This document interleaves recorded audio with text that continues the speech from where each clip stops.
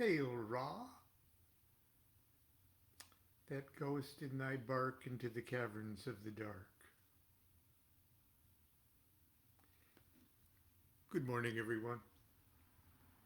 We're going to talk about RESH, continue our discussion from yesterday on the solar rites, the thelemic solar rites. We talked a bit about the Mass of the Phoenix yesterday, and I posted a couple little rituals that Constance and I would do every year in April to celebrate the 3 days of the writing of the Book of the Law. And Constance opens up the temple with a little fire invocation from Crowley's Rite of Mars, I believe, and then I do a Mass of the Phoenix, for public consumption, I guess. And I posted it on my Facebook page, so if you'd like to see a Mass of the Phoenix, or at least how I celebrate it, you can just scroll down on the page and see it. Look at this beautiful, beautiful Ra. This was given to me just the other day by our good friend Lon, Facebook friend BAALAWN,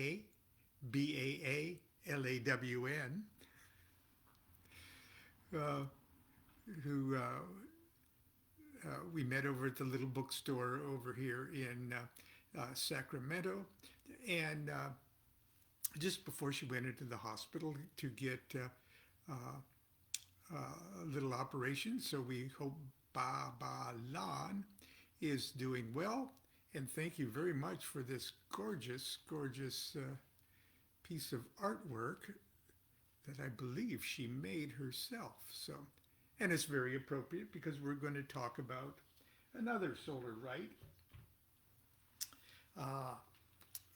Liber RESH. It's a very, very simple thing. Actually, it's like a daily background meditation. But anyway, I had something here. The stele of revealing, this thing. Okay. I've got a black and white drawing of it here in The Magic of Aleister Crowley. And do you see this section? It was actually painted on two sides, okay, which is sort of rare for a funeral stele. Usually it's just has graphics and text on one side. Actually, because this was a simple wooden stele that was stuccoed and painted, and it was pretty unremarkable as far as Egyptian antiquities go from the 25th dynasty. But really what made it stand out in the museum was the fact that it was there was writing on both sides of it. And not only that, but the character whose funeral stele it is this character right here, who appears in objective Egyptian history of that period. He was sort of a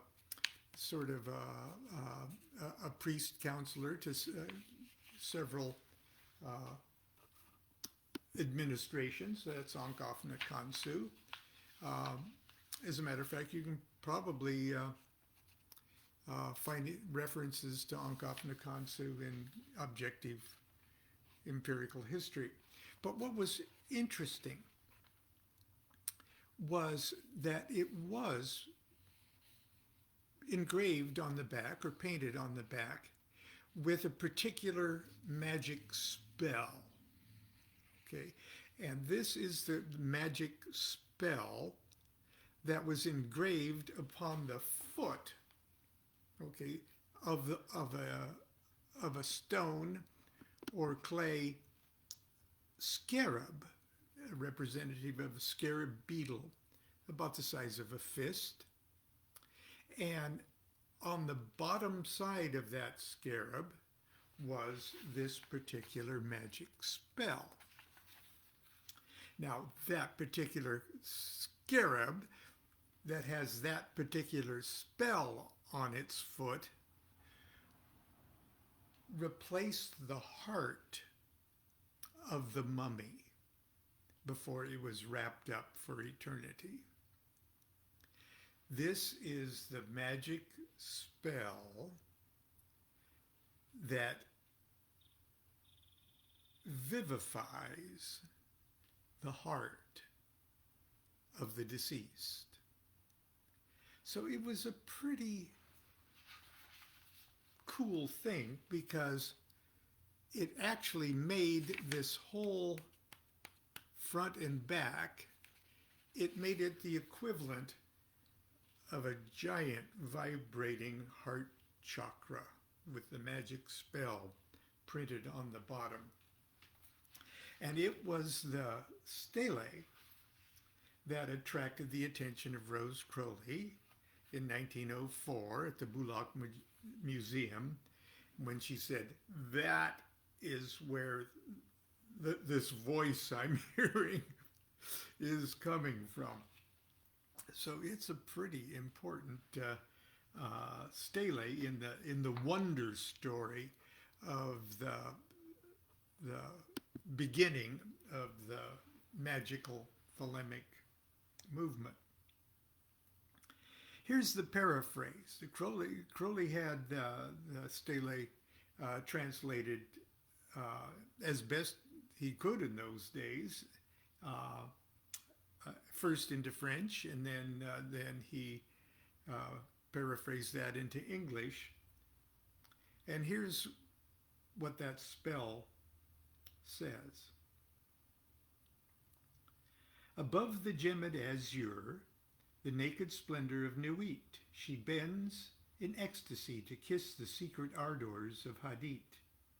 The winged globe, the starry blue, are mine, O Ankh of Nakansu. Now do you see above the gemmed azure, the Nuit, bending in ecstasy, and the winged solar disk of Hadit right there?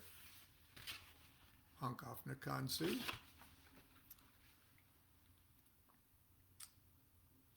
I am the Lord of Thebes, and I the inspired fourth speaker of Mentu. That was Ankh of Nakansu's job, okay? For me unveils the veiled sky. The self-slain Ankh of Nakansu, whose words are truth, I invoke. I greet thy presence, O Ra-Hur Kuit. Ra-Hur Kuit. Unity uttermost showed, I adore the might of thy breath. Supreme and terrible God, who makest the gods and death to tremble before thee. I adore thee. Appear on the throne of Ra, open the ways of the Ku, lighten the ways of the Ka. The ways of the Kabs runs through to stir me or still me. Aum, let it kill me. The light is mine, its rays consume me. I have made a secret door into the house of Ra and Tum, of Kephra and Ahathor. I am thy Theban, O Mentu, the prophet Ankh of Nakansu. By best Namaut my breast I beat.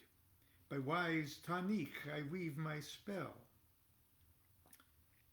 I'm going to digress for a second because Best Namaut was the father of Ankh of Nakansu, and Tanik was his mother. And Constance points out, by Best Namaut my breast I beat. By my father I owe my life, okay? By wise Tanik I weave my spell. By my mother I owe my purpose of my existence. I weave my spell. She teaches me. Show thy star splendor, O Nuit, bid me within thine house to dwell. O winged snake of light, Hadit, abide with me, Rahur Kuit. Now, I'm doing this because I talked yesterday about this controversy over those that initially learned this with Aum let it fill me instead of Aum let it kill me. This entire section here, okay, appears in pieces that were inserted into the text of the dictated book of the law sometime later, as Crowley was throwing the text together. He and Rose agreed that that's where these sections should be put in, the dictated portions of the book of the law. But actually, these are the words that are on, or at least the paraphrased words that are belong on that script there. So in other words, that entire section that I just read for you came to Crowley as the translation of the stele before the book of the law was even dictated to him. So there. Now let's talk about this RESH.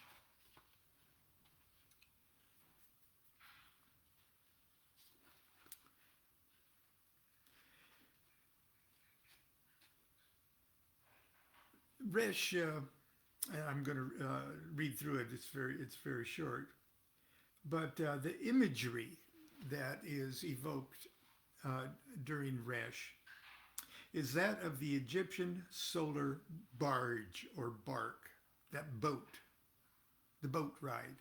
Hey, did you ever see?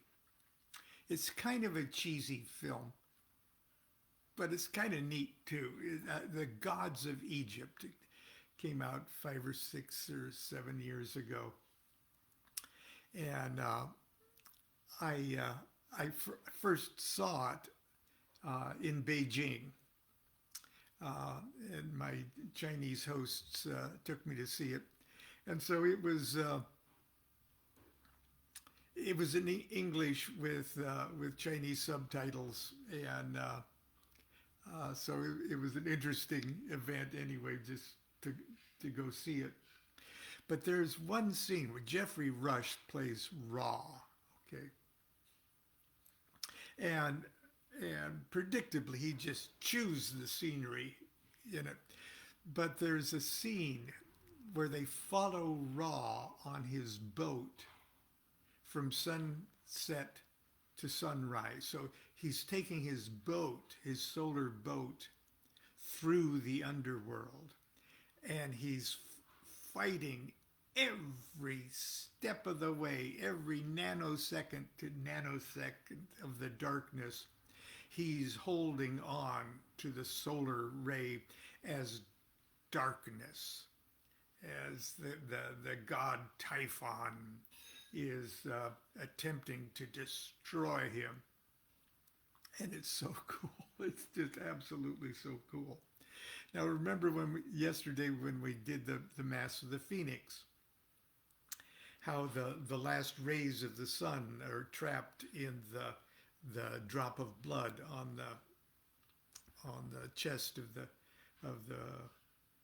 magician, and then it's consumed, just like that sun is consumed seemingly at nighttime. But is brought safely into the dawn in the morning, just like Ra's boat.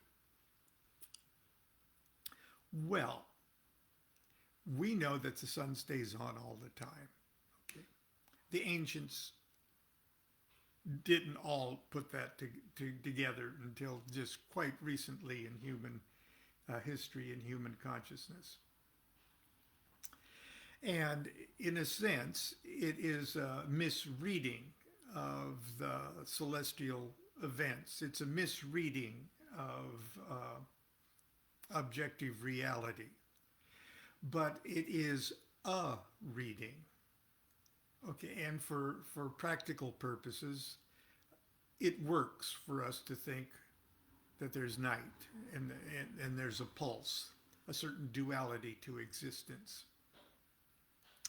We know better, but we're still influenced by that pulse in the same way that we know better that consciousness is more than just the meat of our physical body, but nevertheless we're informed and for the time being perpetuated by the pulse of our heartbeat.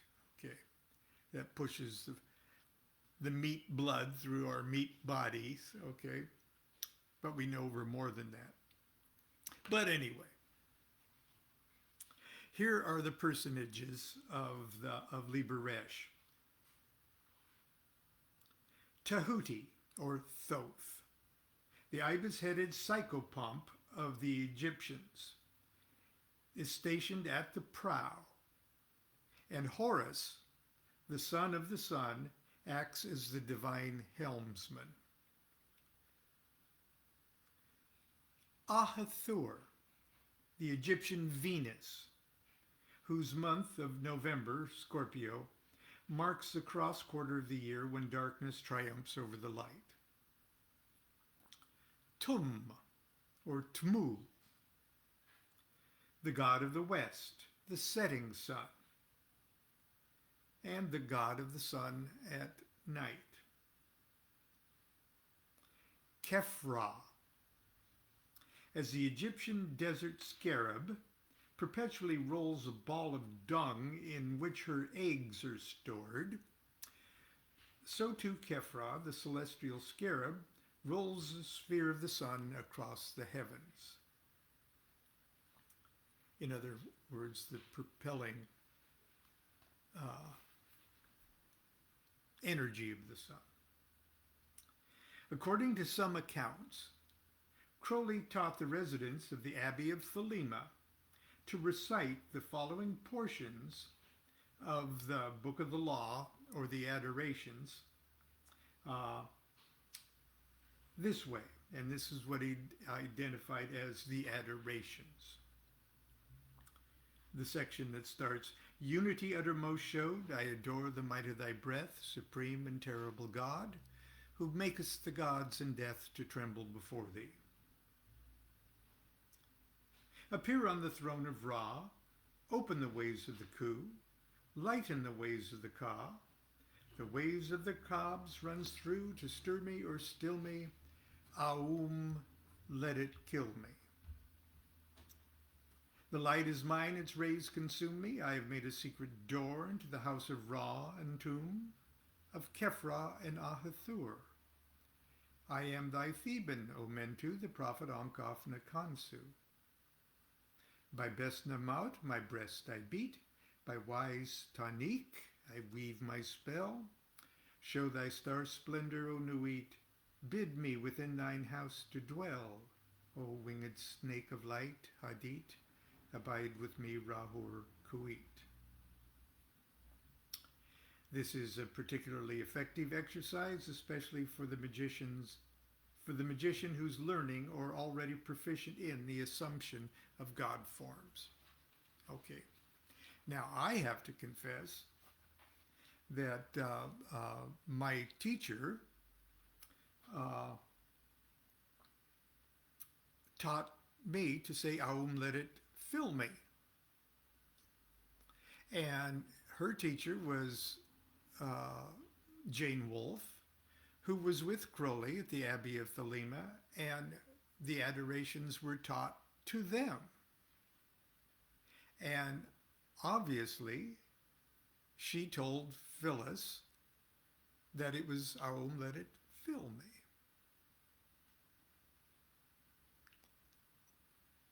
I don't know. And to tell you the truth, I don't care. They both work for me. Okay. Here is RESH. Liber RESH vel Helios. Subfigura 200. Okay, 200 is the numeration of the Hebrew letter RESH.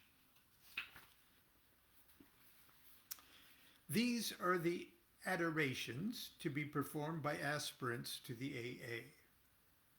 Let him greet the sun at dawn, facing east, giving the sign of his grade, and let him say in a loud voice, Hail unto thee who art raw in thy rising, even unto thee who art raw in thy strength, who travellest over the heavens in thy bark, at the uprising of the sun. Tahuti standeth in his splendor at the prow, and Rahur abideth at the helm. Hail unto thee from the abodes of night.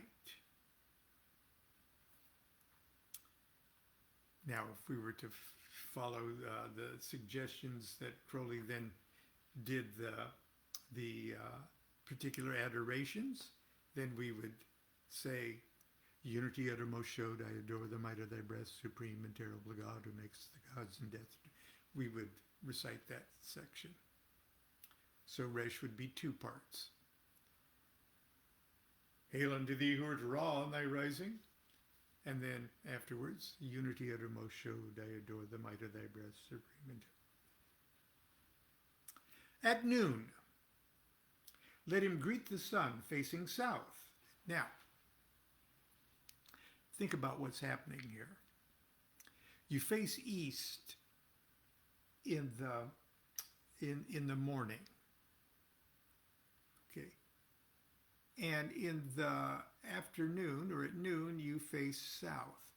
But what you're not doing, the earth is moving under you and you are anchored to the sun. So in other words, okay, it's 7 o'clock in the morning and I'm anchored to the sun. Okay, and the rest of the earth is going, whoa, but you are anchored right to the sun. When you face south, as you're moving around,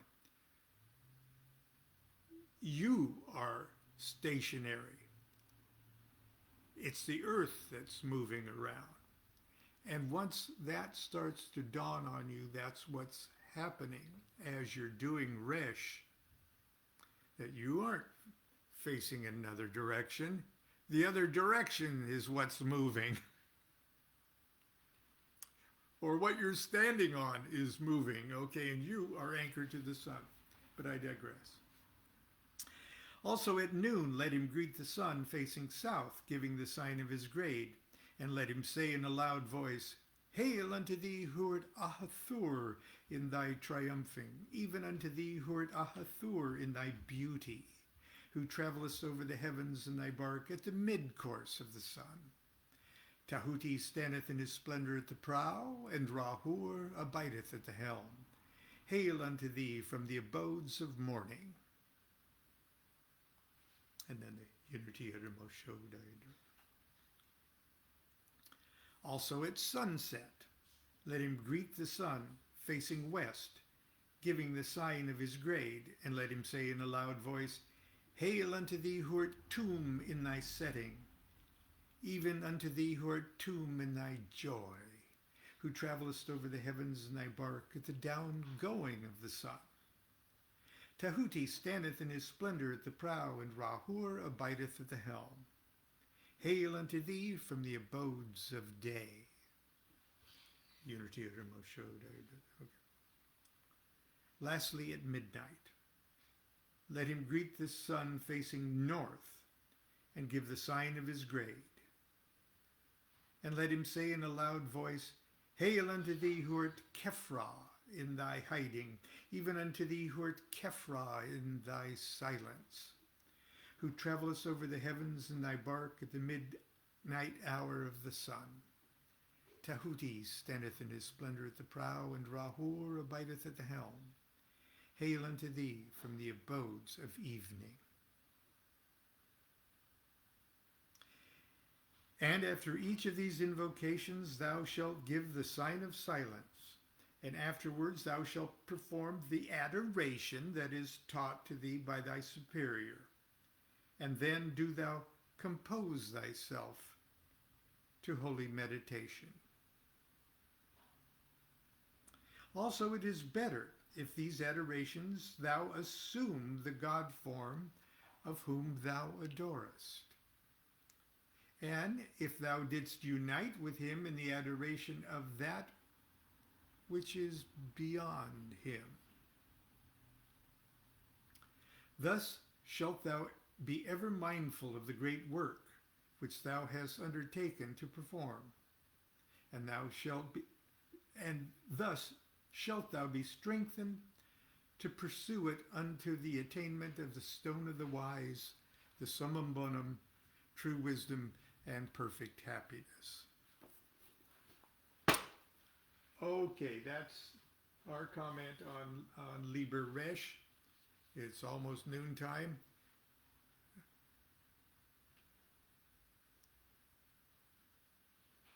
Continue to be good to yourself and be good to each other.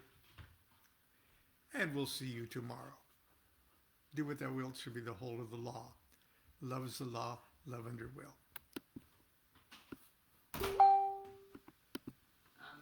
Amen. Amen. Okay.